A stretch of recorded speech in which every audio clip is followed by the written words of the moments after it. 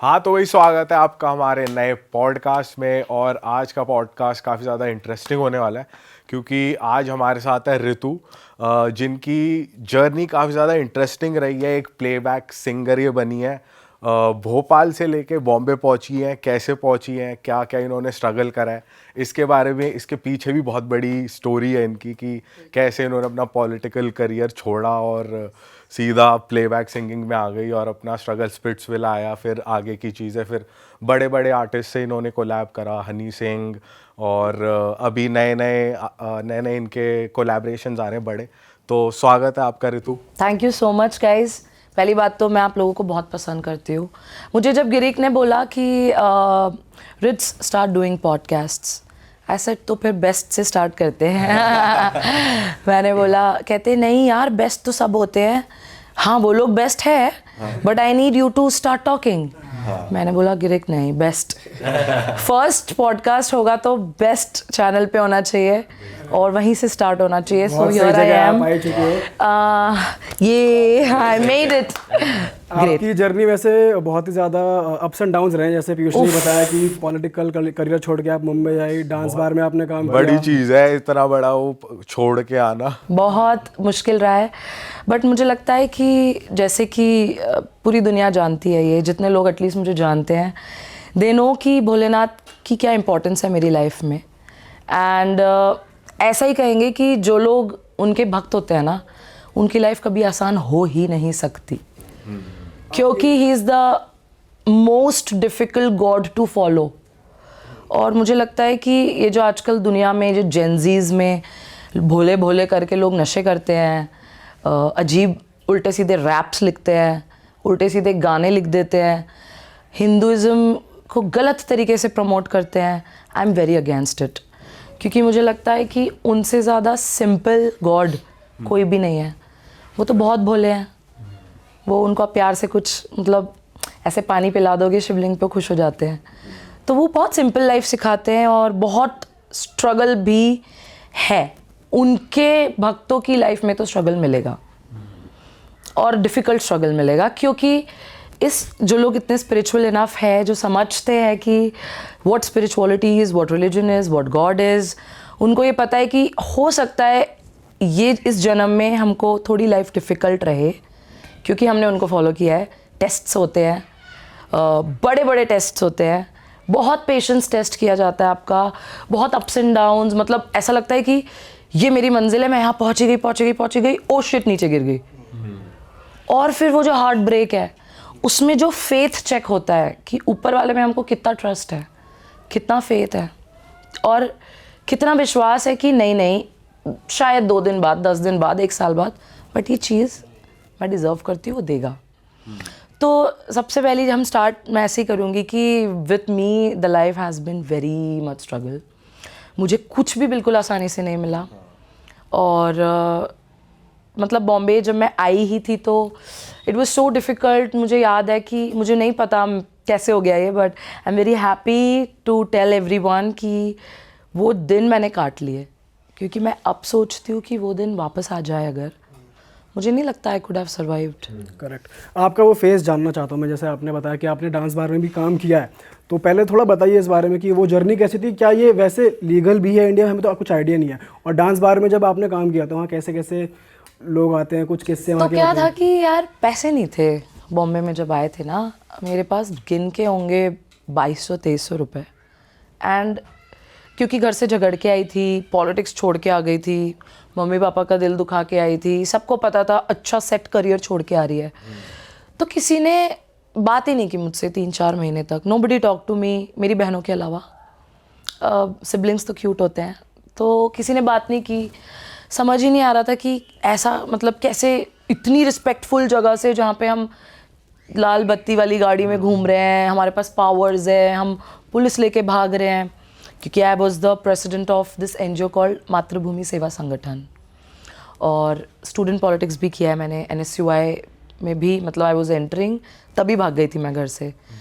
तो यार ये सब करते करते ना बहुत रिस्पेक्ट की आदत हो गई थी।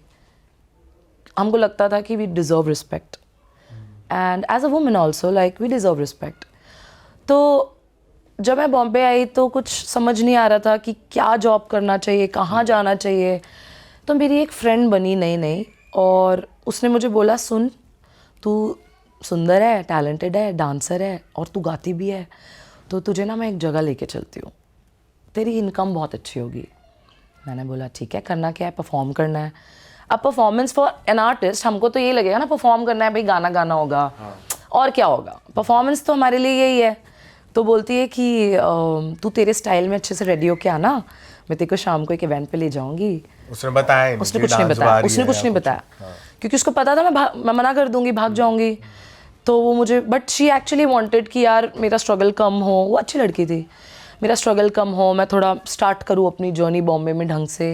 इट वॉज़ वेरी बैड, मतलब मैं सुबह रोज़ 10 रुपए के 3 बनानास खरीदती थी, और मैंने वो ज़िंदगी निकाली अपनी कम से कम 15-20 दिन बॉम्बे में केले खा के। मुझे कुछ और याद नहीं है मैंने खाया कभी। इट वाज लाइक यही था, बस फ्रूट्स पे ज़िंदा थी मैं। और वो दिन जो कटे हैं वो बहुत पेनफुल रहे हैं। तो उस पेन को विटनेस किया था मेरी दोस्त ने, और वो चाहती थी कि मैं उससे निकलूं, क्योंकि उसे लगता था कि मैं बहुत डिज़र्विंग हूँ। तो शी टुक मी देयर। उसका इंटेंशन तो अच्छा था, वो जगह सही नहीं थी, आप ऐसा बोल सकते हो। तो उसने बोला भाई चलते हैं, तैयार होके चलना और सुंदर सुंदर बन के, और वहाँ पे तुझे गाने गाने हैं, तुझे पैसे मिलेंगे। मैंने बोला किस बेसिस पे? नहीं, वहाँ पे रिक्वेस्ट्स होती हैं, लोग रिक्वेस्ट करते हैं, स्टेज होता है बेसिकली, तो you have to sing and you will get paid. मैंने बोला ठीक है, कूल है। तो यार अब रात को 10 साढ़े 10 बजे वो मुझे लेके जाती है, हम ग्रीन रूम अंदर पीछे गली, मतलब बार का जो एंट्रेंस है वो एक एंट्रेंस है, बट पीछे से एक गली जा रही है, यू नो।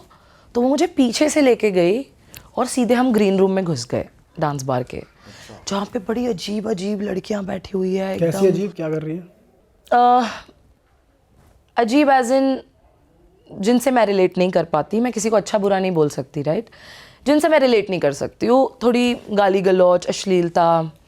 और मतलब मैं जब एंटर ही हुई तो बोलते हैं ये कौन आई है चिकनी, अच्छा अभी ये भी नाचेगी क्या? तो मैंने तो गॉड, आई वाज लाइक मम्मा कहाँ गई मैं वो।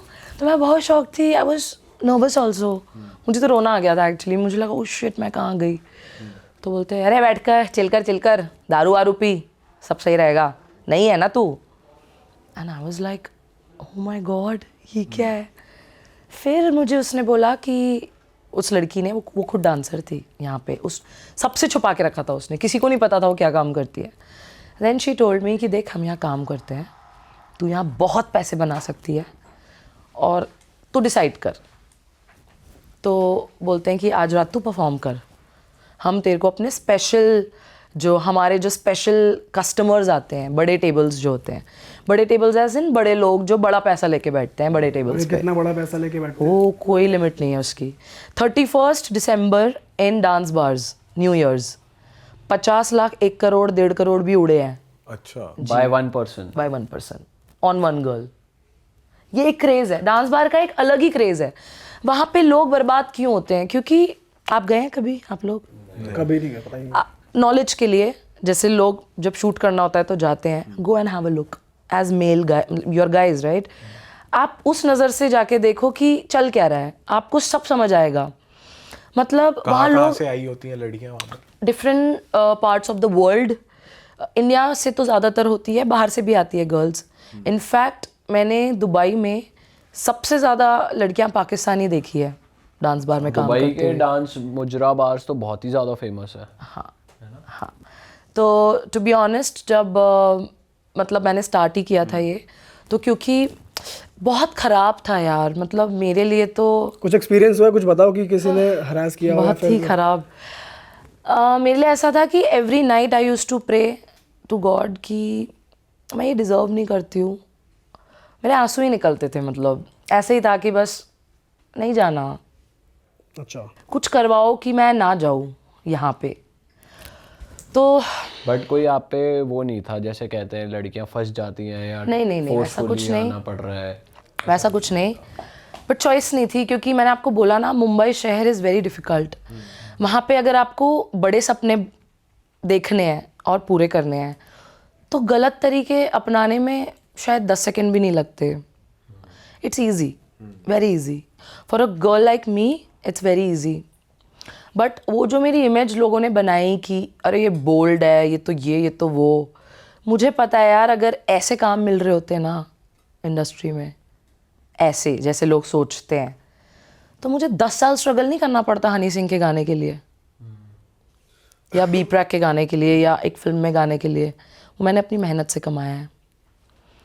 तो उस वक्त मुझे याद है कि आई यूज्ड टू प्रे कि भाई कुछ ऐसा हो जाए, मुझे इस फील्ड से निकलना है, निकालो. तो मैं वहाँ पे रोज़ आप वैसे प्लेबैक करते थे या डांस मैं भी गाना होता था? गाती थी. धीरे धीरे व्हेन दे सॉ मी, मैं थोड़ी, my style is very international, very Shakira, Beyonce. तो मैं वहाँ से बहुत डिफरेंट दिखती थी लोगों को. अब वहाँ लड़कियाँ घाघरा चोली एंड ऑल, वो लहंगा वहंगा पहन के, साड़ी डीप नेक, एकदम बिल्कुल ही अश्लील, और एकदम आदमी की गोदी में ही बैठ जाते थे जाके. यार oh my God, it was such a trauma. मतलब जब मैंने पहली बार थोड़ा ज़्यादा अश्लील देखा था तो मैं तो बहुत रोई थी घर जाके कि शिट, मैं क्या कर रही हूँ, मैं कहाँ आ गई हूँ, ये मुझे कहाँ ले आया ऊपर वाला. कितना अश्लील वहाँ पे हो रहा था? यार मुझे याद है एक कॉर्नर था. आई रिमेंबर कि मैं स्टेज पे खड़ी थी, एक बंदा आया, बड़ा डिसेंट सा था, ऐसा मुझे लगा वो डिसेंट है. तो उसने मुझे ऐसे 5,000 के कुछ 10-11 नोट पकड़ा है हाथ में और चला गया, क्योंकि उसने मुझसे गाना गवाया था. उसके बाद बिल्कुल 10-15 सेकेंड बाद वो एक टेबल पे जाके बैठता है और इशारा करता है एक लड़की को, और वो लड़की होगी 35 ईयर्स की, 33, 34, 35, है ना, काफ़ी हैवी बिल्ट. दिस मैन, और वो खुद बिल्कुल बेसिक नॉर्मल लड़का, मतलब उस पर चढ़ जाए तो वो दब ही जाएगा, गायब हो जाएगा, ऐसा सा सीन. बट आप शौक देखो इंसान के कि वो इशारा करके उसको बुलाता है, बाहर वाले लोगों को बोलता है मुझे कॉर्नर वाला टेबल दो, and this man go there and sit at the corner, बिल्कुल कोने में. और वो लड़की आती है बहुत सारा पैसा लेके, एकदम टेबल पे कैश वैश. अब वो लड़की, वहाँ की लड़कियाँ, ऐसा होता है कि you have to call them every day. हाँ जानू, आ रहे हो ना आज? अच्छा, बेबी सबके कहाँ अपने हो? अपने क्लाइंट्स हैं. बेबी आज कितने पैसे उड़ाओगे? तो वहाँ पे ये सब कनेक्शन कॉन्वर्जेशंस बन होते जाते हैं. हैं वहाँ पे आते आते. जैसे सपोज आज मैं परफॉर्म कर रही हूँ, कुछ लोग आए, उन्होंने मुझे देखा, उनको मैं अच्छी लगी. बाहर में लोग बर्बाद क्यों होते हैं? क्योंकि लड़की का चेहरा और शरीर, वो दोनों से खेलते हैं वहाँ पे. हम जैसे लोग जो वहाँ सिर्फ पैसे कमाने मजबूरी में गए, अपना काम करते हैं, जाएंगे, परफॉर्म किया, आ गए घर. नेटवर्किंग नहीं कर रहे थे हम. मैं नेटवर्किंग की नहीं कर रही थी वहाँ पे कि मैंने अपने 4 क्लाइंट्स बना लिए और मैं उनको रोज़ कॉल करके बुला रही हूँ कि आ जाओ, आज ये आज वो. वहाँ पे ऐसा भी होता है कि पैम्पर करने के लिए अपनी गर्लफ्रेंड्स को, सपोज़ आज आप नहीं आ पाए, है ना, तो आप पैसे भेज दोगे. सपोज़ जैसे 4 लोग आए हैं, है ना, और वो लड़की खड़ी है, उसको आप सेंटर में खड़ा कर दो. अब उसका काम है देखना कि कौन कौन उसको देख रहा है. तो ऑफकोर्स सभी देख रहे होंगे, बट जो लोग उससे कुछ करवाना चाह रहे हैं, या तो डांस करवाना चाह रहे हैं, या तो बात करना चाह रहे हैं, या तो नंबर लेना चाह रहे हैं, तो वहाँ की लड़कियाँ बहुत स्मार्ट हैं. नंबर तो ऐसे नहीं देती जब तक कि उन पे अच्छा खासा पैसा लोग ना उड़ा दे, है ना, तब तक they are very smart, they are there for business. मुझे पता है कि बाहर की लड़कियों को मैंने देखा है, 4-4, 5-5 घर ले रखे हैं, बड़े बड़े फ्लैट्स है, BMW, ऑडी, क्या नहीं है. एक सेलिब्रिटी की जो लाइफ होती है, इट्स जस्ट कि उनके पास क्लास नहीं है और एजुकेशन नहीं है. That's it. बस लोग जो पैसा उड़ा रहे हैं वो उनके पास आ रहे हैं, सब जो है, भी उनको बिल्कुल. टिप दे के जा हाँ रहे हैं, उससे बिल्कुल, इतना बढ़िया कर रहे हैं. बिल्कुल. टिप के अलावा डांस बार में जो पैसा उड़ाया जाता है वो लड़की के पास जाता है या क्लब रखता है, कैसा रहता है? 60-40 पर डिपेंड करता है, आर्टिस्ट टू आर्टिस्ट. नया आर्टिस्ट है तो सैलरी पे रख लेते हैं कि नई लड़कियां हैं, अभी सैलरी कितनी होती सीखेंगी. है एक लड़की की वहाँ पे? वो नहीं, मतलब डिपेंड करता है, जो भी उनका होगा प्रोफाइल वैसा. आपको कितने देर थे उस टाइम? मैं तो परफॉर्मिंग आर्टिस्ट ही हूँ, मतलब आई am a good dancer, good singer. तो मैंने तो बोला था 60-40 करने के लिए, और एक टाइम बाद जब अच्छा पैसा हमने बनाया था तो फिर मैं 70-30 पे भी आई थी. कितना टाइम काम करा आपने? मैंने एग्जैक्टली टोटल 1.5 साल काम किया था, और वो छोड़ने के बाद ही फिर, क्योंकि पैसे कमाने के बाद मैंने वो जगह छोड़ दी. बट सिंस आपको सर्वाइवल के लिए कुछ नहीं मिल रहा था, आप एक जगह पहुंच गए, राइट. बट जब आपको ये दिखा कि यार मेरा महीने का गुजारा हो जाएगा, तो आप निकल भी तो सकते थे वहाँ से. नहीं होता ऐसा. सो आई टेल यू, बॉम्बे एक अलग शहर है, वहाँ पे जैसे दिल्ली है, उसके मंथली आपके कुछ एक्सपेंसेस होते होंगे, इससे ज़्यादा क्या ही करेंगे, उसके बाद लग्जरी आ जाती है। बॉम्बे में बेसिक मतलब आपको रेंट्स तो पता ही होगा, है ना। तो अगर यहाँ पे एक रूम 1 रूम किचन मुझे 10,000 का मिल रहा है, वहाँ 1 रूम किचन मुझे शायद 20,000 का मिलेगा, या और फर्निश्ड में मैं जाऊँगी तो 30,000 का मिलेगा, 35,000 का मिलेगा। आप क्या कमाओगे? आपके ज़्यादा पैसे तो रेंट में चले गए, बेसिक एक छत। उसके बाद अगर आप एक आर्टिस्ट हो, या आप सिंगर हो, डांसर हो, या आप चलो बाहर में भी काम कर रहे हो, you need to do fashion. आपके पास अच्छे कपड़े होने चाहिए, आपको अच्छा दिखना है, रोज़ अच्छा मेकअप चाहिए, अच्छे लुक्स चाहिए। वही चीज़ आपको पैसा कमा के देगी। तो इट्स इन्वेस्टमेंट ऑल्सो। क्या होता था तब, मैं अपने फ्यूचर को सिक्योर करने का मेरा थॉट था।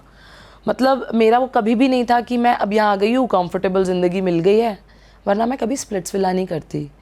मैं जब तक वहाँ काम किया है मैंने 1.5 साल ऑडिशंस भी किए। मैं ऑडिशंस भी गई हूँ, मैं एक्टिंग के ऑडिशंस भी गई हूँ, मैं सिंगिंग के ऑडिशंस मैंने कभी नहीं दिए, बट मैंने जगह जगह काफ़ी जगह हो जाके मेहनत की है। बट मुझे पता चलता था कि नहीं यार, मतलब एक वक्त आएगा जब तुझे छोड़ना पड़ेगा, पैसे जमा कर ले अभी। एक वक्त आएगा जब तुझे तेरा म्यूज़िक स्टार्ट करना होगा ना, तब तुझे पैसे लगेंगे।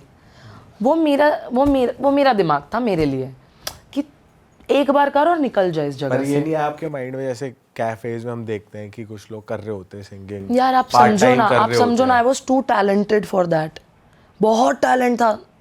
तो वो जगह देखो, मैं समझती हूँ, नहीं फिर भी डांस बार में गाने से तो ज्यादा अच्छा नहीं, ही है देखो ना ये तो कह सकते हैं कि आपको पैसे कमाने में मजा आ रहा था। मेरा टैलेंट, मैं वहाँ गई क्यों आप थी? ये देखो ना कि टैलेंटेड लोग तो इंस्टाग्राम पे वीडियो बना रहे हैं फ्री में अपने घर से। तब नहीं था इंस्टाग्राम का ट्रेंड। कौन से साल की बात है? 2014 तब नया आया था 2015 इंस्टा। तक आ गया था। मैं स्प्लिट्सविला करके निकली थी, तब इंस्टाग्राम नया आया ही था। हाँ, बट म्यूजिक लेबल्स को अप्रोच करना वो सब कर रहे थे आप? नहीं पता था ना, नहीं थी, बिल्कुल आई ही थी बॉम्बे, तब एंटर ही की थी, कुछ भी नहीं पता था उस क्या शहर ऐसा के कुछ बारे था में। कि उस डांस बार में काम करने के लिए आपकी दोस्त का इन्फ्लुएंस था बहुत ज्यादा, वो आपको प्रेशर कर रही थी? वो मुझे कि भाई लेके गई थी, आजा, आजा। वो मुझे लेके गई लेकर तो गई थी। कि मैं बताती हूँ मैं वहाँ क्यों रुकी।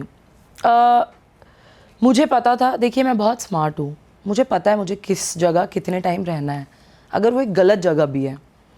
क्योंकि मैं वहाँ गलत जगह जाके कुछ गलत कर नहीं रही थी। मैंने उसको एज अ जॉब लिया कि मैं 4 घंटे के लिए जा रही हूँ, मेरे पास जितने गाने आएंगे मैं स्टेज पे खड़े होके परफॉर्म करूँगी।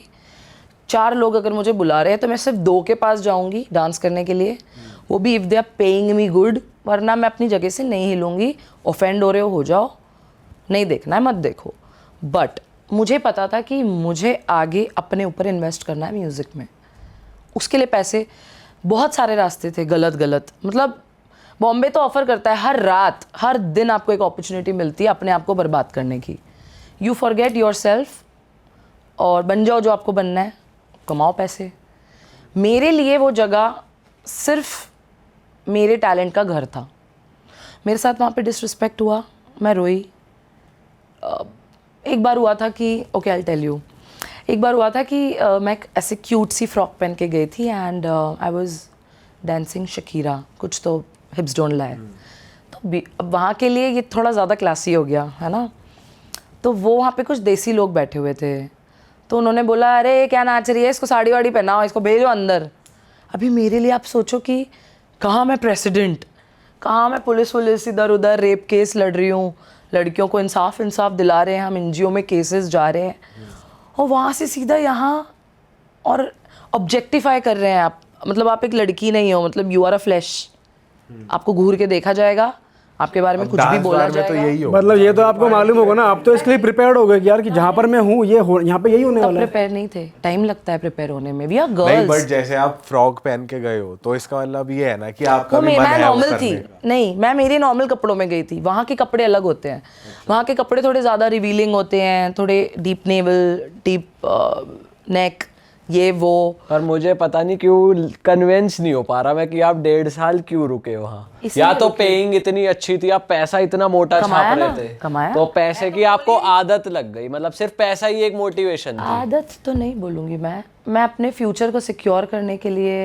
मैंने बट जॉब सिंस किया। जो आपका बैकग्राउंड क्योंकि रहा है उसके ना, बाद- आपके पास, आप इतने स्ट्रीट स्मार्ट थे, अगर कोई पॉलिटिक्स में है और ऐसे इश्यूज पे जाकर आगे खड़ा हो रहा है, तो वो ऐसा बंदा नहीं है जो किसी की सुन के ले ले या कोई उसे मैंने टच किसी की कर नहीं दे सुनी, या मैंने अपने आप मतलब, की सुनी। पर आप रोज ये विश कर रहे हो कि भाई मैं यहाँ से निकल जाऊं, और आपके जैसा इंसान वहाँ 1.5 साल टिक रहा है, तो ये थोड़ा सा मेरे को, मैं कन्विंस नहीं हो पा रहा, मैं समझ नहीं पा मैं रहा। आपको कन्विंस नहीं नहीं करूंगी। मतलब, हाँ मतलब क्यों ही करोगे? मतलब ये बात डाइजेस्ट नहीं हो पा रही, तो वो डाइजेस्ट करवा दो कुछ चीजें बता के। इट्स फाइन, सबके अपने तरीके होते हैं। मेरा मतलब तरीका ओनली बिल्कुल मनी था रीजन वहाँ बिल्कुल रुकने का। बिल्कुल था। ऑफ कोर्स मनी था, ऑफ कोर्स मनी था।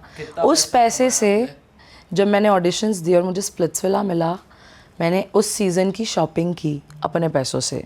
वो लोग कुछ पे नहीं करते हैं, नंबर 1। नंबर 2, मैंने एक म्यूज़िक वीडियो किया, पहला मेरा, वो भी मैंने खुद इन्वेस्ट किया to come in the industry कि आई एम एन आर्टिस्ट और मुझे म्यूज़िक करना है। बट आपको नहीं लगता पॉलिटिशियन रहते तो पैसा कमा के आप यही सब चीजें कर सकते थे? पॉलिटिक्स करना होता तो छोड़ के थोड़ी ना आती यहाँ। बट पैसों के लिए आप वहाँ काम कर सकते हो, वहाँ भी कर सकते हो। पैसों के लिए नहीं था वो। अगेन मैं आपको फिर बता रही हूँ, मैं तैयार हो रही थी उस शहर के लिए। अगर मैं उस डांस बार में काम नहीं करती, मुझे वहाँ के आदमियों से डील करना अगर नहीं आता, तो मैं बॉलीवुड सर्वाइव ही नहीं कर पाती।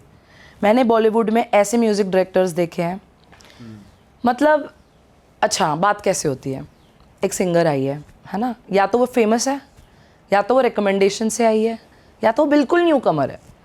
बिल्कुल न्यू कमर लड़कियों को लोग ऐसे सोचते हैं कि अच्छा ये आज आई है, इसको यूज़ कर लेते हैं। कहाँ जाएगी, किसको बताएगी, ये जाएगी म्यूजिक कहाँ? फील्ड की बात है या ये TV? Bollywood, typical Bollywood music industry की बात कर रही हूँ सिर्फ मैं। म्यूजिक इंडस्ट्री या सब जगह ऑफ कोर्स, मैं तो मेरी फील्ड की बात कर रही हूँ मतलब वो सीधा अपफ्रंट बोलते हैं कि कॉम्प्रोमाइज करने के लिए। अरे मुंह पे। मुझे एक बहुत बड़े म्यूजिक डायरेक्टर, मैं अभी नाम नहीं लूँगी, आप सब उनको जानते हो, और वो बहुत ही बड़ा नाम है। मुझे उन्होंने क्योंकि मैं 19 ईयर्स, आई वॉज 19 देन, तो मुझे उन्होंने बोला कि अच्छा सुन, तू गाती वाती तो ठीक है, गाती तो सब लड़कियां हैं, स्टार बहुत कम लोग बनते हैं, ठीक है, तो कहते चल कॉन्ट्रैक्ट गर्लफ्रेंड बन, मतलब कॉन्ट्रैक्ट करते हैं, गर्लफ्रेंड बन जा। उन्होंने मुझे 1 2 3 4 5 6 नाम बता दिए कि कल तू इधर बैठेगी, इधर बैठेगी, इधर बैठेगी। उन्होंने मुझे सलमान खान के घर का एक्सेस दिया और बोला कि परसों हम सलमान भाई से मीटिंग करेंगे। मतलब आप एक नए बच्चे को, एक नई लड़की को, कोई नया लड़का या लड़की, उसके सामने आप ऐसा कुछ रख दो तो उसका दिमाग तो आउट हो जाएगा कि वाओ ये वो, you know, I was very excited.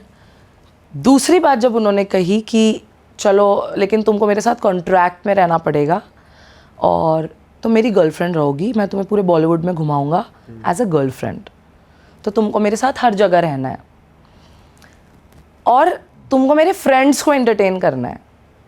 अब इसका जो मतलब था ना, ये मैं समझ नहीं पाई, बहुत नई थी मैं इस फील्ड में, आप समझ रहे हैं। तो अलग ही चीज़ है। 19 ईयर्स, फ्रेंड्स भी बोल रहा है और खुद भी ठीक। डेट।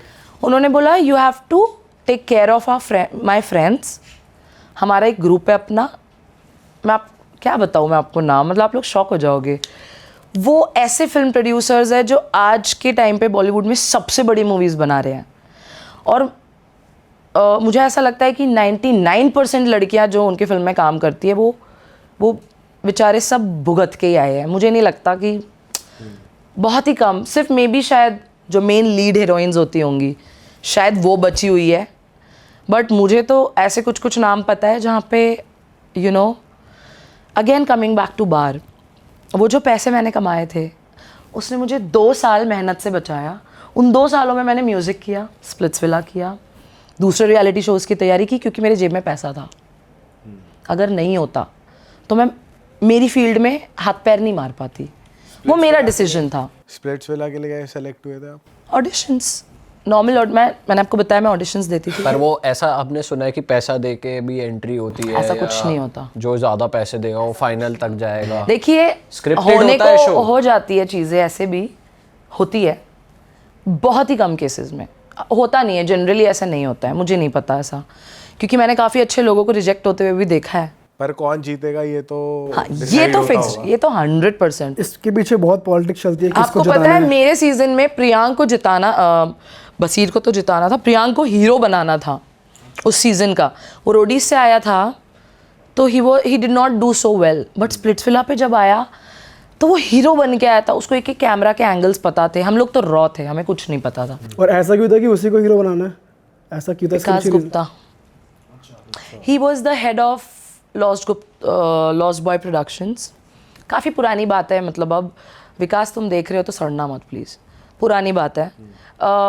इन लोगों ने मुझे थोड़ा टारगेट कर दिया था क्योंकि I had the capability to win the show. तो मैं सेमीफाइनल्स में पहुंची, एक टास्क था जहाँ पे मैं और प्रियांक एक दूसरे के अगेंस्ट थे। तो प्रियांक के साथ 2 लड़कियाँ थी और मेरे साथ 2 लड़के थे। तो अगर हम वैसे देखें थोड़ा फिजिकल पावर में, तो मेरे साथ 2 लड़के हैं तो हमारी टीम ज़्यादा स्ट्रॉन्ग है, राइट। उधर वो एक अकेला लड़का और 2 लड़कियाँ थी, हर्डल्स थे, टास्क था। इन लोगों ने उसको ऐसा मैनिपुलेट किया, मैं जीत गई। इन लोगों ने उसको ऐसा मैनिपुलेट किया क्योंकि इनका कॉन्ट्रैक्ट था शायद, मतलब विकास गुप्ता और जो भी है उस चैनल की हेड, जो भी इनकी आपस में सेटिंग होती है कि इस सीज़न में मेरा आर्टिस्ट शाइन होगा। अच्छा भाई ठीक है, तो सपोज़ आप हीरो हो उस शो के, है ना, इन्होंने डिसाइड किया कि आप हीरो दिखोगे। अब आपके जो राइवल होंगे ये लोग ऑटोमेटिकली एडिट्स पे ऐसा खेलते हैं कि जैसे मैं हूँ, आई एम वेरी फनी, मतलब बात तो करो, आपको मेरा ह्यूमर एक नेक्स्ट लेवल निकल के आएगा। आप कह रहे हो कि आपकी बातें कट हो गई एडिट पे? सब कुछ। आपको पता है क्या दिखाया है मेरे बारे में? जहाँ पे मैंने एक बारी गाली दी थी सिर्फ, और वो भी गाली नहीं थी, बट उन्होंने मेरा गाली पार्ट दिखाया, उन्होंने मेरा गुस्सा दिखाया, मेरे झगड़े दिखाए, और कुछ भी नहीं दिखाया। तो उस वक्त एज अ 19 ईयर ओल्ड हम लोगों के लिए तो ट्रोलिंग बहुत बड़ी चीज़ होती है। पूरा इंडिया मिलके टारगेट कर रहा है, गालियाँ दे रहा है, स्लट शेमिंग भी कर रहा है, डेथ भी थ्रेट्स आ रहे हैं कि तुम पागल, टॉक्सिक है सोशल मीडिया बेसिकली। तो हमको तो थ्रेट्स आ जाते थे कि तूने उसके साथ ऐसा क्यों किया, तूने उसको गाली दी, सड़ी बातों पे भी ये सब हुआ। तो दिस मैन, मेरे को इनसे पर्सनली बहुत शिकायत थी कि भाई तुम्हारे बंदे को शाइन करना था तो तुमने चीटिंग करके निकाल दिया मुझे शो से। बंदे को मतलब? They were kind of dating and ऐसा मैंने सुना है, ऐसा मुझे पता भी था तब। उसके बाद का मुझे कुछ नहीं पता, क्योंकि जब ये सारा केस हुआ था एंड मैंने प्रियांक को भी लिया था सीन में, काफ़ी इंटरव्यू और काफ़ी कंट्रोवर्सीज हो गई थी क्योंकि इन लोगों ने मुझे बहुत टारगेट कर दिया था। यार ऐसा है ना, आप किसी चैनल पे जाओ, अगर आप उनकी लिटरली उनकी लैंग्वेज में if you don't lick their feet, आप उनकी चाटोगे नहीं तो वो आपको फ्यूचर शोज़ पे नहीं लेंगे। आपको चाहिए कि रन भाई, प्रिंस भाई, मैम, यही करते रहो, बस ये करते रहो आप। जो ये करेगा उतना ऊपर जाएगा। हाँ, ये सीन है। उनको बुलाएंगे ये लोग। क्योंकि ईगो फीड हो रहा है ना, ईगो फीड हो रहा है, आपको लगातार एक वो दिया जा रहा है, बच्चों से आपको मिल रहा है एक वैलिडेशन, और वो एक फील मिलती है। जिन लोगों ने आपसे मुंह चलाया, या तो उनको ये लोग पोर्ट्रे गलत कर देंगे, दिखाएंगे ऐसा कि आप विलन बन गए, एक तो ये, दूसरा ये लोग आपको काम भी नहीं देंगे, तीसरा विकास गुप्ता जैसे लोग तब काम छीनते थे, रोक लेते थे। मैंने उनको फ़ोन किया 4 जगह फ़ोन करके, अच्छा ऑडिशन देने आई थी, इसको मत लेना। हमारी मेहनत खराब। ऐसे लोग बॉलीवुड में बैठे हुए हैं अभी भी। सुशांत सिंह एक बड़ा केस इसका एग्जाम्पल है। आपकी लाइफ में एक और फेस है जहाँ पे आपने ओनली फैंस जैसी एक ऐप पे काम किया था, तो वो सब कैसे वर्क करता है, और आई एम श्योर लोग जानना चाहते हैं कि उसकी लाइफ कैसी होती है और कैसे आपने उसे उधर से मतलब मोनेटाइज किया अपने कंटेंट को, किस टाइप का कंटेंट आपने पोस्ट किया, क्या होता है सब बताइए।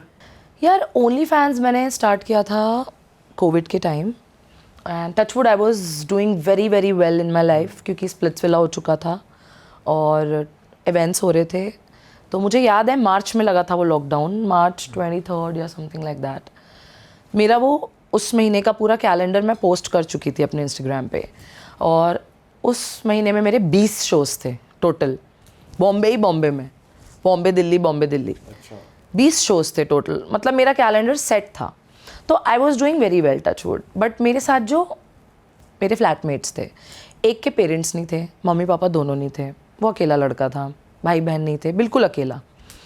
फिर एक मेरा भाई था जिसको मैंने अडॉप्ट किया हुआ था, वो मेरा भाई नहीं था, वो मेरा दोस्त था, उसकी भी फैमिली नहीं थी, उसको मैंने अडॉप्ट कर लिया था फॉर लाइफ टाइम। अब भी साथ है वो? साथ है। तो वो आज तक मेरे साथ है। अडॉप्ट किया एज अ भाई, क्योंकि मेरी फैमिली उसको बहुत प्यार करने लगी और भाई भाई हो गया। फिर नाउ ही लिव्स विद, मतलब फिर वो रहने लगा मेरे साथ। तो मदर इंडिया वाला नेचर होता है ना, मदर टेरेसा, कुछ ज़्यादा ही समाज सेवा करनी है। समाज सेवा के चक्कर में ना हमारे लग भी जाते हैं फिर, क्योंकि अगर आप टॉक्सिक, अगर आप सोचो आप सांप को दूध पिलाओगे तो आके कल आपको डस देगा। उसको नहीं फ़र्क पड़ेगा कि तुमने दूध पिलाया था, उसको डसना होगा, वो डस देगा।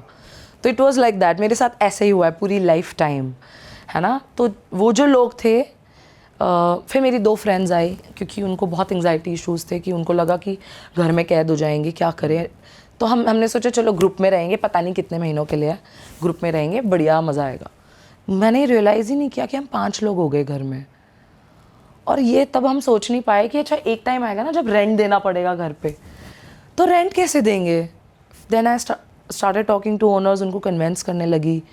तो अच्छे लोग थे, मान गए, बोले हम सिर्फ 2 महीने का रेंट है जो हम आपसे नहीं लेंगे, उसके बाद यू विल हैव टू पे, अब आप देखो कैसे करना है। तो हम सब बैठ के बात की कि भाई क्या करना है, क्या नहीं करना, ये वो। मतलब मेरी चॉइसेस लाइफ में ना बड़ी बोल्ड रही है, उल्टी सीधी, उसका कोई तुक नहीं था। जो समझ में आया, जो मुझे ठीक लगा और मुझे लगा कि मैं कर सकती हूँ, देख लेंगे, तो मैंने किया है वो चीज़ें। मैंने अपनी लाइफ में ऐसी चीज़ें की है। डांस बार के लिए भी यही कहोगे ना? बिल्कुल कहूँगी, मेरे लिए वो मेरी चॉइस थी, क्योंकि मुझे मेरा फ्यूचर दिख रहा था। मैं उस, अगर आपने बोला कि आपके लिए हार्ड टू बिलीव था, हार्ड टू बिलीव ये होता कि अगर मेरे पास इतना पैसा आ रहा है तो मुझे क्यों करना है, मुझे क्यों मेहनत करना है, ऑडिशंस देने हैं, गाने, ये वो, मुझे क्यों। फिर तो मैं एक लैविश लाइफ स्टाइल रह रही होती, मैं आज भी वही कर रही होती, मेरे 5, 6, 7, 10 घर होते। मतलब अगर मुझे लैविश पैसे की ही आदत डालनी होती, मैं 17 लाख रुपए कमा के आई थी उतनी कम उम्र में। पैसा लाला ये बहुत छोटी चीज़ें थी मेरे लिए। मतलब व्हाट इज़ मनी, मनी तो कमा लेते यार, हम सब में बहुत एबिलिटीज़ है। मुझे आप दुनिया के किसी कोने में छोड़ दो, मैं पैसे कमा लूँगी। वी आर टैलेंटेड पीपल, हमारे पास ज़बान है, टैलेंट है। मेरा कहने का मतलब वही था कि आप पैसे कहीं से भी कमा सकते थे, but going at a place where you are regretting every day and crying every day, आप निकल सकते थे उस जगह से। मैं ये कह रहा था, बिल्कुल मैं निकल सकती थी, वो मेरी चॉइस थी। मैं लालच नहीं कह रहा था, मैं ये कह रहा था कि वो आपकी चॉइस थी। आप 1000 काम थे जो आप एक टाइम के बाद कर सकते थे। बिल्कुल, हाँ। तो वो मेरी चॉइस थी, और वो मुझे तो वो बहुत ही स्मार्ट डिसीजन लगता है, क्योंकि मुझे नहीं लगता कि मैं एक्सप्लॉइट हुई। हाँ, चीज़ें हुई, थोड़ी अजीब चीज़ें हुई। मुझे याद है एक बार मैं खड़ी, मतलब I was standing on stage, और एक लड़की ने क्या किया, वो अपनी साड़ी वाड़ी पहन के आई थी, तो वो जो बंदा मैं बता रही थी, दिस मैन उसको टेबल पे बुलाता है और वो सोफे पे बैठता है, और वो बंदी टेबल पे ऐसे जैसे मैं यहाँ बैठी हूँ, चढ़ गई बंदी, है ना। और वो चढ़ गई, यहाँ पे डांस कर रही है अपना जो भी है व्हाटएवर। फिर वो उसको कुछ इशारा करता है, वो अपना पल्लू वल्लू गिरा देती है। देन इट स्टार्ट्स गेटिंग अश्लील, धीरे धीरे धीरे धीरे, है ना। और एक वक्त आता है जब उसकी गोदी में चढ़ी हुई है, उसका फेस कवर्ड है उस बंदी की बॉडी से, and they are doing something very अजीब, जो कि पब्लिक प्लेस पे नहीं सही है चीज़ें। तो वो बहुत ही वल्गर हो गया था। मतलब हमारे लिए वो देखना वाज वेरी बैड, कि ऐसा भी होता है क्या यहाँ पे, है ना। तो मुझे याद है कि एक बार मैं मतलब स्टेज पे खड़ी हूँ और एक बंदे ने आके मुझे अप्रोच किया, बोलते जा अंदर जा, साड़ी बदल के आ, कपड़े पहन के आ, तू, तेरे लिए मैंने साड़ी निकाल के रखी है। तो मैं अंदर गई, मैंने बोला मैं नहीं करूँगी ये। मैंने अपने मैनेजर को बोला मैं नहीं करूँगी, मैं नहीं, जब मुझे नहीं आता ये करना, मेरे को नहीं आता, मुझसे नहीं होगा। कहते अरे तुझे क्या करना है, बस साड़ी पहन के बैठ जा, वो करता रहेगा अपना काम। मैंने बोला क्या? कहते हो तेरे ऊपर पैसे उड़ाएगा हमारी बातचीत। उनकी सेटिंग्स भी होती है बार में। मतलब वो जो चला रहे हैं ना लोग, उनको पता है उनके क्लाइंट्स कौन पैसे वाला है, कौन नहीं है, कौन दिखाने के लिए उड़ा रहा है। पहली बार था किसी ने आपको ऐसे अप्रोच किया कि तू साड़ी पहन के? उसने मेरा हाथ पकड़ लिया था यार। मैं वहाँ से हाथ छुड़ा के भाग गई थी, मेरे लिए बहुत नया नया था तब, और मैं रोने लगी थी क्योंकि मुझे तो समझ ही नहीं आया मैं रिएक्ट कैसे करूँ उस जगह। लोग मजाक उड़ा देते ना, तू आई क्यों है यहाँ पे, फिर अबे घर जा। मतलब दे टॉक लाइक दिस ना, कि नई आदत तो क्यों है यहाँ पे, खड़ी क्यों है। चलो स्टोरी पे वापस आते हैं। अब 5 लोग साथ में रह रहे हो, लॉकडाउन आगे बढ़ने से पहले मैं एक चीज़ पूछना चाहता हूँ। हम ऑफ कैमरा ये डिस्कस कर रहे थे कि एक बार में कितना अमाउंट आपके ऊपर उड़ाया गया, क्या था? हाँ, अच्छा, तो ये जो बड़ी फ़नी सी स्टोरी थी। मतलब पैसा तो काफ़ी था, मतलब एक रात में एक बंदे ने उड़ाए थे करीब 12.5 लाख रुपए। जिसका 60% कैश मैं घर लेके गई थी। और उसी के अगले दिन मैंने वो म्यूज़िक वीडियो प्लान कर ली थी। और भोलेनाथ की कृपा ऐसी थी कि वो शायद मेरे दिन आखिरी ही दिन चल रहे होंगे तब, क्योंकि ब्लेसिंग्स आनी शुरू हो गई थी। एकदम से पैसे आने लगे, ऑडिशन स्टार्ट हुए, क्योंकि जब पैसे आने लगे तो मैं क्लासेस ज्वाइन की, है ना, अब grooming, personality development, grooming classes, थोड़ी सी लैंग्वेज, है ना, ये सब मैं कैसे करती, यू नो, ये सब मैंने शुरू किया। ऑडिशंस दिए, स्प्लिट्सविला हो गया अचानक से, तो वहाँ से मेरी लाइफ शिफ्ट हो गई and I left that place. मतलब 12.5 लाख। हाँ, और वो भी कहूँ कंपटीशन में, मतलब 2 आदमी बैठे हैं, एक बंदे को मैं पसंद हूँ, उनके आपस में लग गया, उनके आपस में लड़ाई हो रही है, ईगो में, मतलब एक बंदे ने मेरे पे उड़ाए 50,000, एक गड्डी उड़ा दी, वो दूसरा वाला बोलता है इसने एक उड़ाए, मैं 2 उड़ाऊंगा। ऐसे कंपटीशन स्टार्ट हुई, मैं वहाँ बैठ रही हूँ, मैं अपने मन में सोच रही हूँ हाँ बेटा बढ़िया, इसका 60% कितना बनेगा, इसका 60% कितना बनेगा। मेरे दिमाग में चल रहा है कि वाह इतने पैसे आ रहे हैं, चलो चलो लेट्स गो। मतलब तब तो मैं बहुत खुश कि चलो फाइनली मैं कुछ कर पाऊंगी अपनी लाइफ में जो मैं करना चाह रही हूँ इतने टाइम से, यू नो। मैं हमेशा से म्यूजिक ओरिएंटेड पर्सन रही हूँ। और जो एंट्री आती है वो कैसी आती है? अंकल टाइप्स आते हैं मोस्टली? बहुत अजीब क्राउड होता है यार। सबसे बड़ी उम्र का कौन दिखा आपको, कितनी उम्र का लगभग? 85 ब्रो, 85 इयर्स का आदमी, ये मोटी मोटी सोने की, यू नो, इतना तोला पहन के बैठा है, ऐसे बैठा है, 2 लड़कियां इधर से आ रही है तो इधर आ रही है, बेबी गोदी में बैठा और नाच, ऐसे बातें होती है वहाँ पे। 85 साल का बुड्ढा डांस हाँ, बार में। और अरे, कितने रुपए उड़ाता था वो? हाँ, कितने रुपए वो उड़ाता था, कितना उड़ाता था पैसे? उनका तो कोई लिमिट नहीं है, मतलब किसी दिन वो आए 5 लाख लेके बैठे, किसी दिन 10 लाख लेके बैठे, किसी दिन 50,000 ही दिए, ऐसे लोग होते हैं। 31 दिसंबर, दिस पीपल शुड नो, 31 दिसंबर न्यू ईयर्स, लड़कियों में ना कंपटीशन होता है कि किस पे पैसे ज़्यादा उड़ेंगे, compete करते हैं आपस में। तो वो लड़कियों की सिर्फ लड़ाई नहीं है, ये उनके क्लाइंट्स में भी होती है। यहाँ वाली लड़की बोलेगी बाबू वो देखना, वो रिया का बॉयफ्रेंड तो उस पे उतने पैसे उड़ा रहा है, बाबू तुझे मेरी इज्जत रखनी है, ऐसा भी होता है। तो बॉयफ्रेंड ही बना लेती हैं? बॉयफ्रेंड्स बना लेते हैं, 4-4 5-5 बॉयफ्रेंड्स भी होते हैं, 2-2 पति भी होते हैं। ये सब चलता है बाहर में, ये सब होता है। Touchwood I was very focused. लड़ाइयाँ भी हुई हैं बहुत आगे डांस बार में? बिच फाइट्स, अच्छा, बाल नोच के कपड़े वपड़े फाड़ देती थी वहाँ तो लड़कियाँ। जब रनिंग बार में चल रहा है, क्लाइंट बैठे हैं, कस्टमर अरे बैठे हैं, एक लड़की का बॉयफ्रेंड आया हुआ होगा, वो शराब पी के बैठी थी स्टेज पे, तो उसका बंदा आया हुआ था और उन दोनों का झगड़ा हुआ था। तो कोई दूसरी लड़की गई होगी उसके सामने डांस वांस करने, इसने उस पर पैसे उड़ाए। दिस गर्ल ये उठ के गई, वो नाच ही रही है उसके सामने, ऐसे बाल पकड़ के खींच दिया उसको। ए मेरे छावे के आगे नाचे कि इधर आ, तेरे को बताती है। Exactly like that. बोल तू मेरे, लिटरली ऐसे ही, लाइक तू कैसे उसके सामने नाची, तेरे को बहुत आ रहा है हाँ। और फिर उनकी लैंग्वेज भी बहुत डर्टी होती है। फ़नी भी होता था कभी कभी, जब एक टाइम बाद मैंने एक्सेप्ट कर लिया था ना कि चल कुछ दिन अभी यहाँ काटने हैं तुझे, अब तू झेल ले इसको, मतलब तू बन जा ऐसी। बट धीरे धीरे see it's all about us. हम जैसे होते हैं ना, अगर हम स्ट्रॉन्ग है, हमारा ऑरा, हमारी पर्सनालिटी में दम है, तो शायद सामने वाला आपसे कुछ अच्छा लेगा। वरना आप में अगर कमियां हैं, आप नेगेटिव हो, कमज़ोर हो, तो आप दूसरों से बुराई ले लोगे। मुझे लगता है मैं वहाँ से काफ़ी लड़कियों को थोड़ा क्लासी बना के निकली थी, क्योंकि उन लड़कियों ने हिप हॉप डांस ज्वाइन किया, बचाता डांस है, उनको पता भी नहीं था ये सब डांस फॉर्म्स। काफ़ी अच्छी अच्छी लड़कियाँ, सुंदर दिखने वाली लड़कियाँ। तो टचवुड मुझे इस चीज़ की खुशी है कि आज वो लोग सिर्फ डांस बार्स नहीं है, उनकी खुद की हिप हॉप अकेडमीज़ है, बड़े बड़े LV गुची के शोरूम्स है। मतलब उन लोगों ने थोड़ा बाहर निकल के थोड़ा पर्सनालिटी अपनी डेवलपमेंट वाली क्लासेस लेके थोड़ा आज these girls are also in good space. In fact bar association ने मुझे अवार्ड भी दिया था, अनाउंस किया था, मैं लेने नहीं गई थी, मुझे थोड़ा सा वियर्ड लग रहा था कि बाहर से निकली हुई गर्ल्स जब कुछ बड़ा करते हैं ना, बहुत सारे ऐसे आर्टिस्ट्स हैं बताते नहीं हैं। जैसे राखी ने मुंह पे बोला है कि मैं डांस बार में काम करती, राखी सावंत, कि मैं करती थी, बट ऐसे सब लोग बताते नहीं हैं। तो इनके भी अवार्ड्स होते हैं अलग से? पुलिस देती है इज्जत कि उस जगह से निकल के आप लाइफ में अगर कुछ बड़ा कर रहे हो, तो वो जो बार एसोसिएशन है ना, वो लोग दे अवार्ड यू। ओके, हाँ जी। Coming back to the only fans. OnlyFans। कैसे हुआ? ओनली फैंस की यार ये थी कि फिर जब मेरे फ्रेंड्स आए है ना, एंड मुझे समझ में आया कि यार बॉम्बे तो नहीं छोड़ना है, माँ बाप ने तो बोल दिया है, और फ्लाइट्स भी नहीं थी, कुछ भी नहीं था, राइट। तो अब करे क्या, मतलब कैसे करेंगे, कर्जा वर्जा तो हो जाएगा सर पे, कौन देगा, ये लोग इन्होंने तो हाथ खड़े कर दिए। अब मैं क्या उनको बोलूँ, भाग जाओ तुम लोग। तो मैं थोड़ी क्रेजी हूँ, थोड़ी सी, I have some psychotic mindset. भाग जाओ भी बोल सकते थे वैसे। नहीं यार, हूँ नहीं मैं ऐसी, मतलब यार जिसके पेरेंट्स नहीं है उनको क्या बोलना है ऐसा, मतलब दे हैव ऑलवेज, उन्होंने मेरी काफ़ी हेल्प की थी मेरे टाइम पे भी।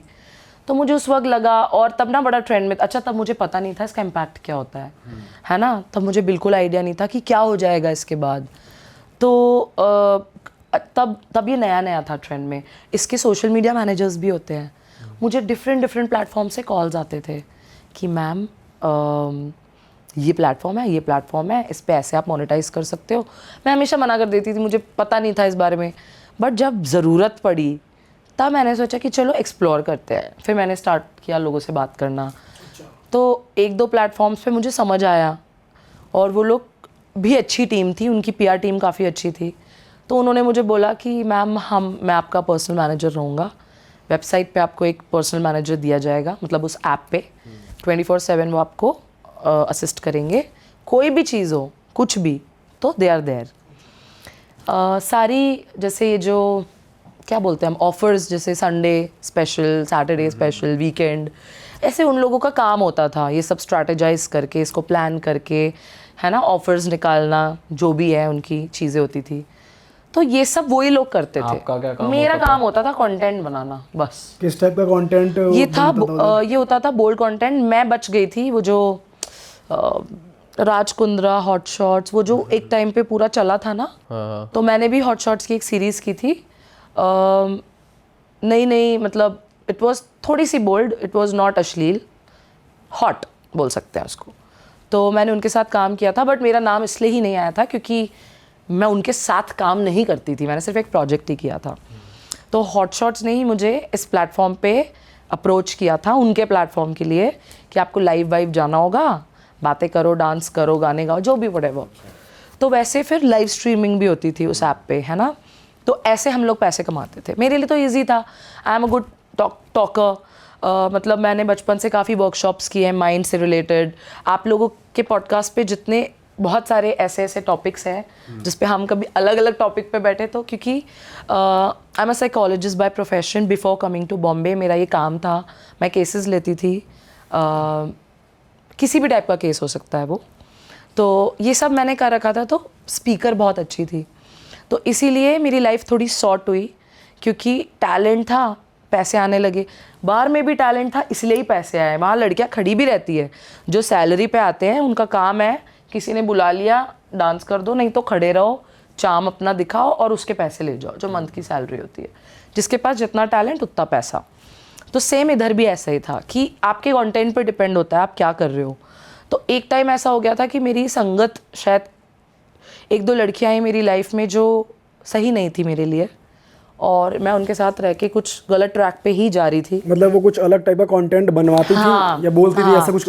वो खुद भी बनाते थे और फिर मेरे को भी इन्फ्लुएंस करते थे। तो पता है क्या होता है, जब दिमाग मजबूर होता है ना कई बार, तो सही गलत समझ नहीं आता।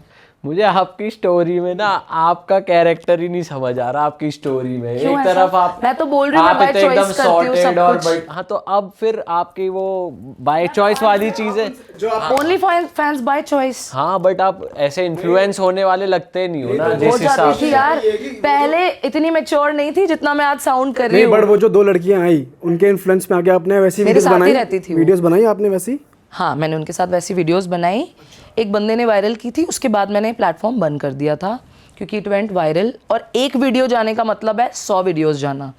मतलब एक बार पता चल गया इंसान को कि अच्छा इस बंदी ने भी ये कंटेंट बनाया है, खोज के लोग निकालते हैं फिर, है ना, जा के सब्सक्राइब करके वो वहाँ से डाउनलोड करेंगे, उनको दूसरी 100 पॉर्न साइट्स पे फिर पोस्ट करेंगे। तो मुझको बहुत प्रॉब्लम हुई थी क्योंकि मुझे फुल न्यूडिटी वाला कंटेंट नहीं फुल न्यूडिटी नहीं किया मैंने। हाँ, बट बोल्ड था काफ़ी, मतलब तो वो ऐसा होता है कि I regret, I am not proud of all of that.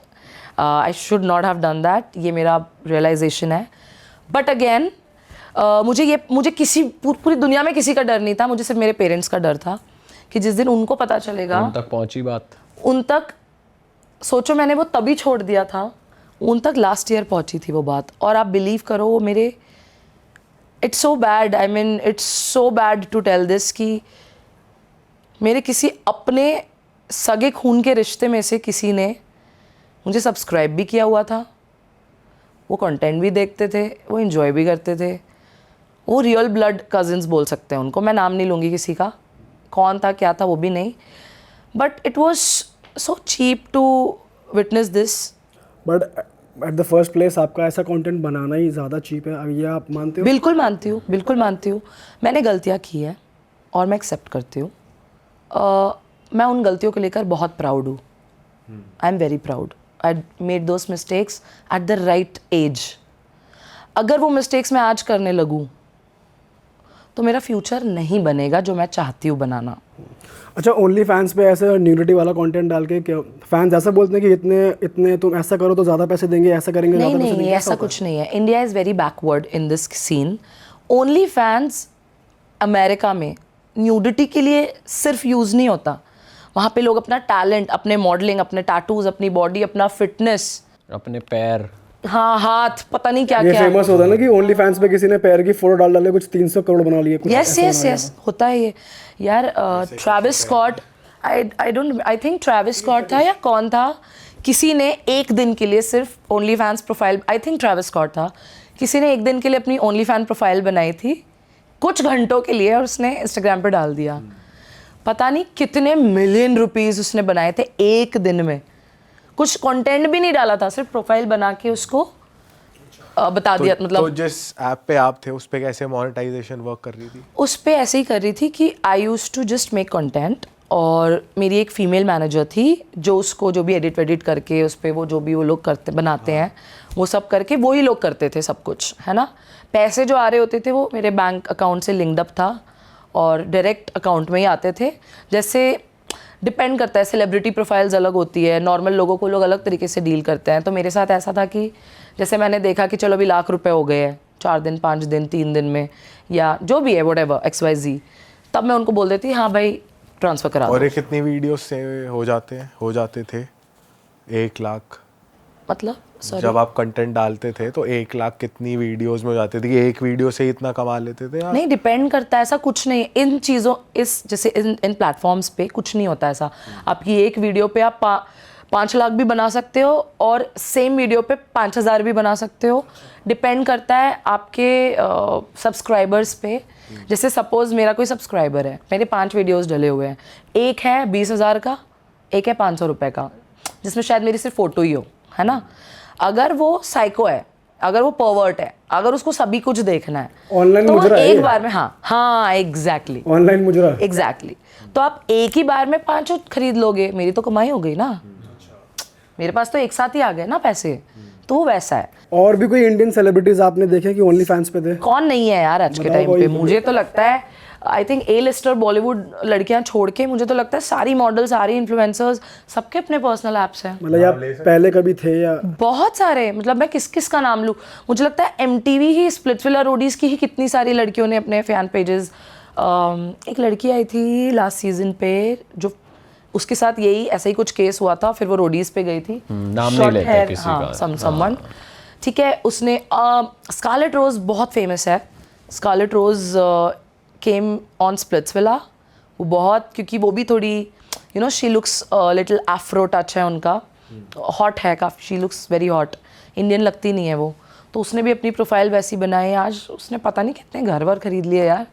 I mean people are doing it. मुझे तो कुछ सही गलत नहीं लगता. मुझे ऐसा लगता है कि इंसान को पता होना चाहिए उनको क्या चाहिए, उनको क्या करना है. खरीदे घर वर, मैंने इतने अपना घर डिसीजंस खरीद लिया. लेके. मैंने अपना घर लास्ट मंथ इनॉग्रेट किया है, बट वो उस पैसों से नहीं है, वो मैंने अपनी म्यूजिकल मेहनत से कमाया यार.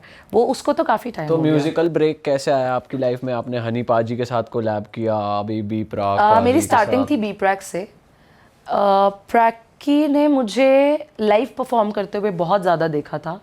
लाइव शोज कब कर रहे थे आप? मैं शुरू से लाइव शोज कर रही हूँ, शुरू से एज इन इस चीज़ से निकलने के बाद, स्प्लिट्सविला के After बाद मेरी lockdown, शुरू हो गई थी जर्नी। हाँ, आई started doing my live shows, मेरा बैंड बनाया मैंने, तो धीरे धीरे आई स्टार्टेड ग्रोइंग। फिर मैं लोगों की कंटेंट डालना बंद कर दिया था आपने या वो डल यार वो हटवाने में ही बहुत मेहनत लग गई मुझे। आज तक इतने सालों में भी मुझे हर 6 महीने में एक बार वो टीम हायर करके कहीं कहीं थोड़ा अगर जो भी है हटवाना पड़ता है, क्योंकि मुझे नहीं लगता इंडिया में बॉलीवुड में स्पेशली सिंगर्स की अगर आप बात करो तो किसी का ऐसी कोई हिस्ट्री रही होगी। फिर आपने लाइव शोज शुरू करे? फिर प्रैकी ने मुझे देखा, मैंने उनको अप्रोच किया क्योंकि वो उनका एक दौर शुरू हुआ था। एंड मेरी आवाज़, touchwood, I am a blessed child. जब मैं बॉम्बे में थी और जब मैं इन सब चीज़ों के बीच में जब मैं मेहनत भी कर रही थी, तो हमारा एक सर्कल बना था जिसमें मैं 10-10, 12-12 घंटे रियाज करते थे। हमारा एक ग्रुप था, सब पागल लोग थे, मतलब सो फकिंग टैलेंटेड। सभी लोग, कोई लिख रहा है, कोई कंपोज कर रहा है, कोई रैप कर रहा है, कोई म्यूज़िक सिखा रहा है, कोई इंस्ट्रूमेंट सिखा रहा है, कोई म्यूज़िक टीचर है।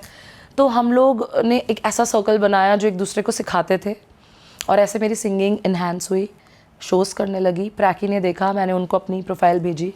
फर्स्ट मतलब मेरा ब्रेक वॉज बी प्रैक। उन्होंने मुझे गाना.com का, पहले फेस्टिवल्स होते थे ना, गाना फेस्टिवल्स, तो उसमें उन्होंने मुझे परफॉर्म कराया अपने साथ। वहाँ से मेरी जर्नी प्रॉपरली इन म्यूज़िक शुरू हुई कि मुझे बड़े लोगों ने देखा, पूरी इंडस्ट्री ने देखा कि okay she is a singer. फिर वहाँ से स्टार्ट हुआ जर्नी, और वहाँ से शोज़ करते फिर मैंने और बी प्रैक ने एक गाना किया। वो गाना भी ठीक चला। कौन सा गाना था? इट्स कॉल्ड दगा, बहुत सुंदर गाना है। वो प्रैक ने मुझे सपोर्ट करने के लिए गाना किया मेरे साथ। उसके बाद मेरी जर्नी शुरू हुई वापस से, फिर म्यूज़िक वीडियोस की जर्नी शुरू हुई। फिर सुखी, म्यूजिकल डॉक्टर्स, प्रधान, MC स्टैन, काका भाई के साथ भी किया आपने? मतलब टचवुड ट्रैक पे आके then I started doing only music. तो अभी आई एम इनटू म्यूज़िक और टचवुड, मतलब ये जो देसी रीरी मैं बोलती हूँ, इट्स नॉट अ जोक। मैं जब बचपन से म्यूज़िक देसी रीरी रेहाना, हाँ, तो मैं बचपन से जब देखती थी म्यूज़िक, अपने सिंगर्स, डांसर्स जिनको हम फॉलो करते हैं, तो मैंने श्रेया घोषाल को, सुनिधि चौहान को बहुत एडमायर किया, बट आइडलाइज नहीं किया। वो मेरे आइडल्स नहीं थे, उनको मैंने पसंद किया। वो लेजेंड्स है, आज भी है, और वो मुझे लेजेंड हमेशा लगेंगे, रहेंगे। बट मैंने उनको आइडल नहीं बनाया, क्योंकि मुझको, मैं बहुत एफ्रो, लैटिन, इंटरनेशनल, तो I look at me like that. और मैं बचपन से देख के बड़ी हुई हूँ हिप्स डोंट लाई, जहाँ पे शकीरा लाइव डांसिंग कर रही है, लाइव गाने गा रही है, उनके आउटफिट्स, उनकी बॉडी, तो मैं बचपन से वो देखते हुए बड़ी हुई थी। तो मुझे पता था कि हाँ, मुझको इंडिया में एक ऐसी आर्टिस्ट बन के इस्टेब्लिश होना है कि तेरी जैसी कोई और ना हो। आप प्लेबैक इंडस्ट्री में एक नाम बता दो मुझे। अब मैं आपको, I will show you few of my tracks. अभी आपने देखा नहीं, मुझे आपको दिखाना चाहिए था बिफोर दिस, ताकि आपको थोड़ा सा आइडिया होता। तो हमने कुछ गाने बनाए हैं, बहुत लाइक सुपर क्रेजी, इंटरनेशनल, जिन ने वो देखा, इट्स लाइक इंडिया में किसी ने नहीं किया। I am looking like Kylie Jenner, मतलब मैं ये आपको फैंस ने भी बोला है, फिर सिर्फ आप ही बोल रहे हो? ये मुझे हर एक आर्टिस्ट ने बोला है, जिन ने गाने देखे हैं। ये गाना जब योयो ने देखा था, तो वो बोलते हैं, वाओ जी, आई एम सो प्राउड कि तुम वो कर रही हो जो इंडिया में हो नहीं रहा है। थोड़ा टाइम लगेगा, बट जब ये आएगा ना, तो तुम्हारे आसपास कोई और नहीं होगा, फिर तुम दिखोगे। हनी पाजी ने बोला है, तो फिर तो कुछ बात हुई। इसी टाइम पे शुरू हुई थी हनी पाजी से बात? हनी सर को, हनी को मैंने, उनके मैनेजमेंट को मैंने अप्रोच किया था कुछ टाइम पहले कि मुझे गाना करना है। तब मेरे पास एक इन्वेस्टर था। अच्छा। तो उन्होंने कुछ ऐसा बजट बोला कि मेरे इन्वेस्टर ने बोला अभी तो नहीं करेंगे, तो मैंने उनको मना कितना बोला, बता सकते हो? ये पहले की बात है, मतलब ये होगी एक आध साल पहले की बात है ना, 1-1.5 साल पहले की। तो उन्होंने बोला था तब, जो भी कुछ अमाउंट बोला होगा नहीं, इट्स अबाउट यो मार पड़ेगी। तो एक अमाउंट बोला, मैंने बोला अरे भाई साहब, होगा, पता नहीं कब होगा इनके साथ। तो भाई मैंने उनको कॉल किया, मैंने बोला सर ये तो बजट नहीं हो सकता, इसका 50% I am ready to do it. And it was a big amount, 50% भी बहुत बड़ा अमाउंट था। बता ही नहीं रहे, हाई बना रहे हो तो बता दो।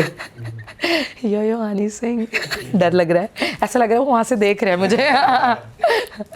तो जब वो हुआ मैंने उनको मना किया, मैंने बोला आई एम सो सॉरी सर, मेरा बहुत दिल है, मेरा सपना है, वो मेरा आइडल है, बट नहीं हो पाएगा। तो मैंने उनको मना कर दिया। बट सिंस अगेन टैलेंट और पोटेंशियल, जिसमें टैलेंट है उसको कोई भी नहीं रोक सकता। मेरे पास टैलेंट था, मेरी प्रोफाइल बहुत अच्छी बनी हुई थी फॉर म्यूज़िक, एंड आपको हनी का टेस्ट पता है, वो सब कुछ कर सकते हैं, वो सब सारे जॉनराज एक्सप्लोर करते हैं, वो सब टाइप की पर्सनालिटीज़ के साथ काम करते हैं, राइट। तो उनको मेरे अंदर कुछ यूनिकनेस दिखी जो मैंने उनकी टीम को भेजी थी अपने गाने, और वो अभी तक किसी ने नहीं किया इंडिया में। No rapper, no singer, no playback, no artist. आपने अपना ये काम बादशाह भाई को नहीं भेजा? उनसे फिर आपने बात करी, कांटेक्ट किया? मैं गई उनके घर एक बार, हाउस पार्टीज़ में गई हूँ मैं। यार फंस जाते हैं आर्टिस्ट, हम फंस जाते हैं, आपको पता है। जैसे अब मैं क्या ही नाम लूँ, जैसे हनी के साइड के लोग हैं कुछ। अब इक्का is my best friend, I admire him the most. इक्का के साथ जब मैं डिप्रेशन में थी, मेरा ब्रेकअप हुआ था, मैं बहुत ज़्यादा डिप्रेस थी, तो मेरी एनर्जी बहुत स्कैटर्ड थी।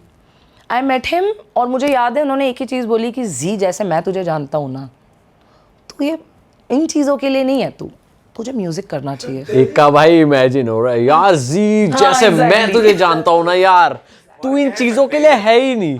जब वो तूने स्टार्ट ही करा ना, धूल चटा देंगे, तू जी धूल चटा देगी।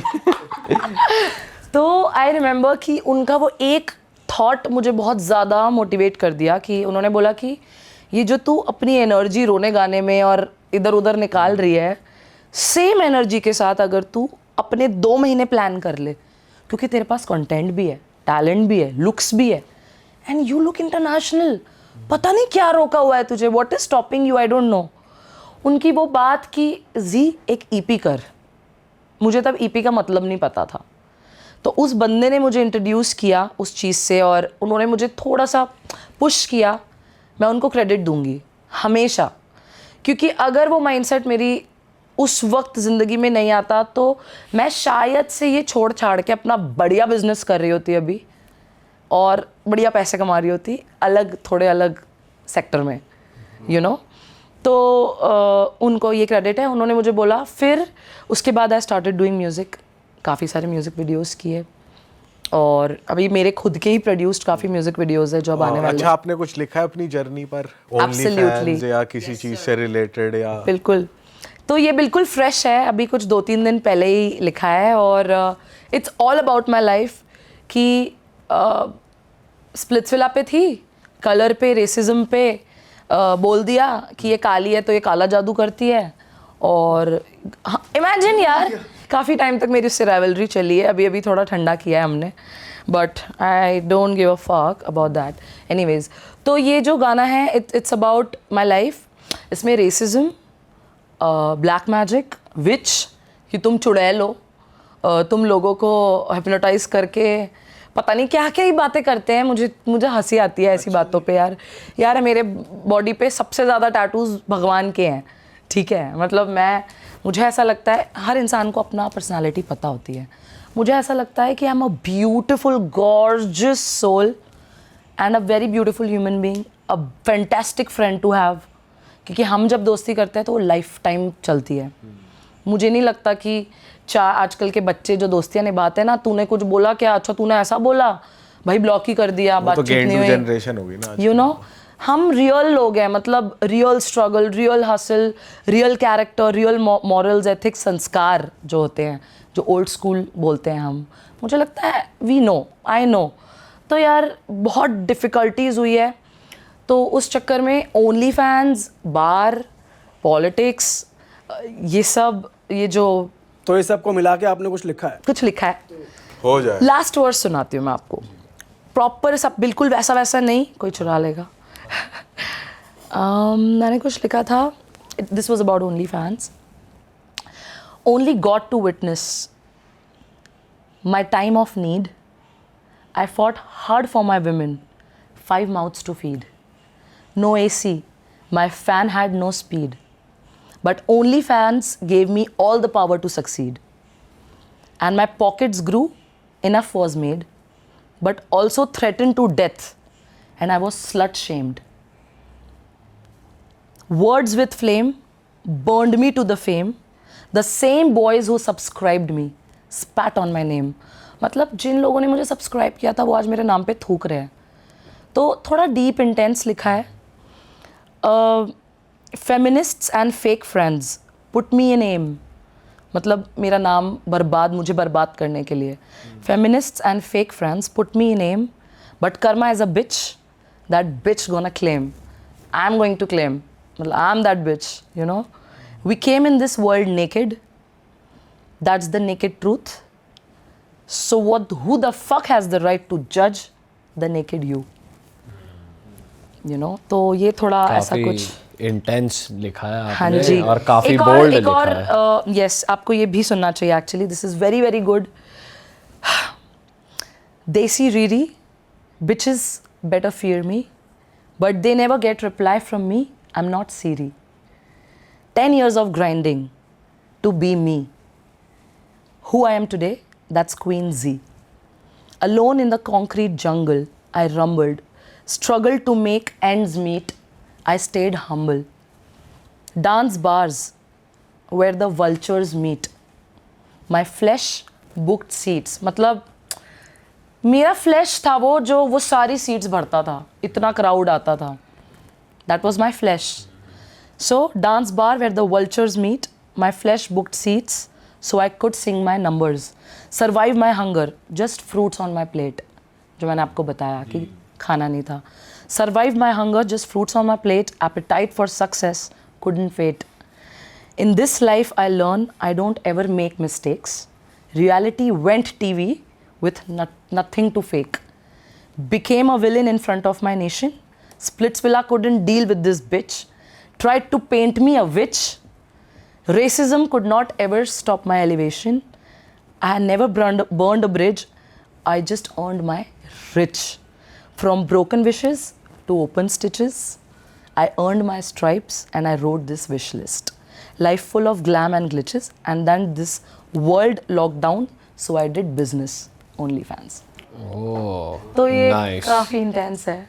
अब इसको बीट पे सुनने में मजा आएगा इसको कि आपने बीट पे कैसे बिठाया. चाहूंगी कि कोई चुरा ना ले और ना, मेरा ना, वो तो कंटेंट है, थोड़ा of course. सा. कब रिलीज हो रहा है? यार ये मैं प्रॉबेबली इस मंथ के एंड में ही रिलीज करूंगी, जल्दी. तो हम इसको डिस्क्रिप्शन में लिंक में लगा Yes, देंगे. absolutely. And Sharul is doing the music. Everything is done by him. और कौन सी बड़ी कोलैबोरेशन आ रही है वो भी बता दो. यार मैं यहाँ आई हूँ बेसिकली सिकंदर कहलाओ करने. सिकंदर और मेरा एक बहुत क्रेजी गाना है जिस पे मैं बी प्रैक को अप्रोच की हूँ. उनको बहुत पसंद आया गाना, तो I am going to meet them tomorrow day after. Sikandar भी आ रहे हैं तो यहाँ आप पे. उसमें गा रहे हो या रैप कर मेरे रहे हो? सब कुछ मैंने बनाया है. Everything is made by me. मैंने कैसा किया है सिस्टम मेरा कि touchwood I have the best of the best talents मेरे साथ मेरी टीम में. हम खुद लिखते हैं, कंपोज करते हैं, बनाते हैं और गाने हर एक आर्टिस्ट के हिसाब का. जैसे JZB को जब मैंने कॉल किया, मैंने बोला sir I am a fan, I want to do a song with you, this is my profile. तो उन्होंने मुझे सामने से बोला I want to do your style. हमने तो कर लिया ना जो कर लिया. Let's do something of your style. जब मुझे कोई भी मतलब किसी भी, जैसे अभी मेरी लेटेस्ट एल्विश से बात हुई तो उन्होंने बोला कि यार मैं अभी गाने कर नहीं रहा हूँ, लेकिन अगर कुछ बहुत अच्छा है तो मैंने बोला Elvish I would like you to not do something जो आपने पहले किया हो. हम आपके साथ वो करना चाहेंगे जो हम कर रहे हैं, जो थोड़ा इंटरनेशनल है, जो थोड़ा न्यू स्कूल है, कुछ नया. तो ऐसे ही ना हम सारे सिंगर्स के हिसाब से म्यूज़िक बनाते हैं, गाने बनाते हैं, उनको अप्रोच करते हैं. जैसे बी प्रैक के लिए हमने कुछ बनाया है, आप लोग सुनोगे आपको प्यार हो जाएगा. मतलब आप बोलोगे कि इस साल के टॉप 3 हिट गानों में ना वो एक गाना आपको मिल जाएगा, क्योंकि व्हाट अ सॉन्ग. कुछ गाने हमने ऐसे बना दिए. तो अभी बी प्रैक, सिकंदर कहलाओ, फिर इक्का का गाना हमारा लाइंड अप है. उसके बाद है यार बहुत सारे गाने एक्चुअली है. तो टचवुड इस साल मेरा बैंक मैंने काफ़ी अच्छा बनाया है. अप्रैल में I am in talk with AP also. तो अप्रैल में we are also going to meet and make something nice. फिर बोहेमिया के साथ फिंगर्स क्रॉस्ड मैं उनसे मिलने वाली हूँ जल्दी से. I really want to do a song with him. I am looking forward, और हो जाएगा आई एम श्योर, क्योंकि मेरे घर पे ना एक विश लिस्ट वॉल है, वो मैंने अभी अभी बनाई 2 महीने पहले, and touchwood because I am very spiritual. मैंने 5 साल मेडिटेशन किया है, तो उससे हमारा इंट्यूशन बहुत ज़्यादा ग्रो हो गया है और हमारी मैनिफेस्टेशन पावर बहुत ग्रो हो गई है। तो अभी ऐसा होता है ना आजकल, जो मेरे अभी कुछ टाइम पहले ही दोस्त बने हैं, सपोज 2 महीने पहले, या अब आप लोगों से मेरी दोस्ती हो गई आज सपोज, तो आज मैं आपको कुछ बोल के जाऊँगी and you will see me doing that, क्योंकि सबकॉन्शियस माइंड को उतनी ट्रेनिंग हमने दे दी इतने सालों में।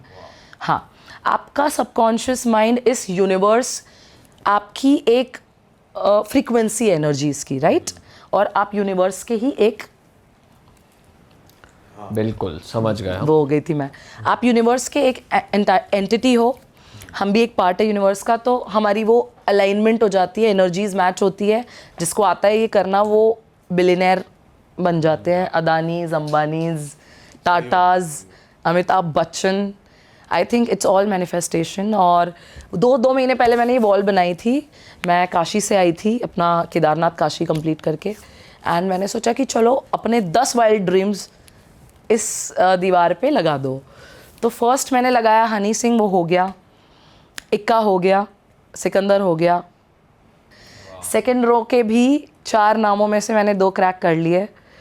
अब सारा भी मत बताओ, नजर भी एक चीज होती है, नाम तो नहीं लूंगी मैं अब। हाँ, या दैट्स ट्रू, ये तो सबसे ज़्यादा लगती है मुझे एक्चुअली।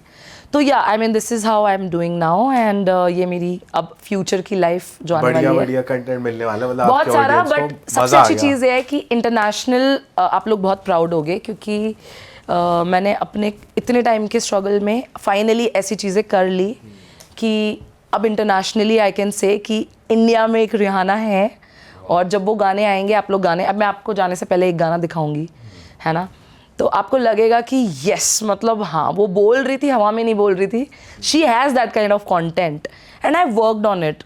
बहुत मेहनत की थी यार, बॉडी भी बनाई थी उस हिसाब से, हम बॉडी भी बनाते हैं, उतना बहुत स्ट्रगल है, it's not so easy, it's not easy to be in shape all the time.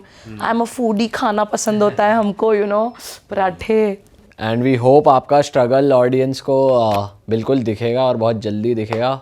पर फिलहाल इस एपिसोड को यहीं करते हैं ख़त्म दोस्तों। हम मल्टीपल एपिसोड्स करेंगे जी के साथ, क्योंकि बहुत सारे अमेजिंग आर्टिस्ट के साथ कोलैबोरेशन है, तो पॉडकास्ट के लिए यहीं आना, आप उन्हें आते लेके रहेंगे अब तो किसी न किसी के Best पे ही आना साथ। बिल्कुल डन डन जी डन। एंड आप रीरी के, देसी रीरी के चैनल को सब्सक्राइब कर सकते हैं, उनके चैनल का गोल बटन यहाँ आ रहा है, आप इनको इंस्टाग्राम पे भी फॉलो कर सकते हैं ताकि आपको इनके कंटेंट की रेगुलर अपडेट्स मिलते रहे। आई एम सो सॉरी, हाँ बोलो बोलो। मेरे नेक्स्ट रिलीज की एक हुक लाइन देके जा रही हूँ मैं आपके हाँ चैनल बिल्कुल पे। जी बिल्कुल। उस गाने का नाम है देसी रिहाना, और उसकी फर्स्ट लाइन, ये गाना है हरजस हरजाई एंड अखिल ओसो, तो it's gonna be a good song. इस गाने की पहली लाइन है, लॉन्डो से रहा ना जाए जब देसी रिहाना आए, लॉन्डो से रहा ना जाए जब desi Rihanna. It's a club banger, it's a good song. तो ये मेरा नेक्स्ट रिलीज है, और क्या बात है, आई होप आप लोगों को पसंद आप आएगा। लोगों से भी हो सकता है रहा ना जाए जब देसी रिहाना है। तो दोस्तों हम मिलेंगे आपसे नए पॉडकास्ट में। अगर मज़ा आया आपको तो कमेंट कर दो और सब्सक्राइब कर दो, मैम को जाके फॉलो कर लो, और हम मिलेंगे आपसे नए पॉडकास्ट में। टिल देन अपना ध्यान रखो, बढ़िया बढ़िया अपने परिवार को खुश करो, अच्छे रहो, हेल्दी रहो, मस्त रहो। मिलते हैं नए पॉडकास्ट में। Till then bye bye, see you, tata, love thank you you, bye guys. Bye.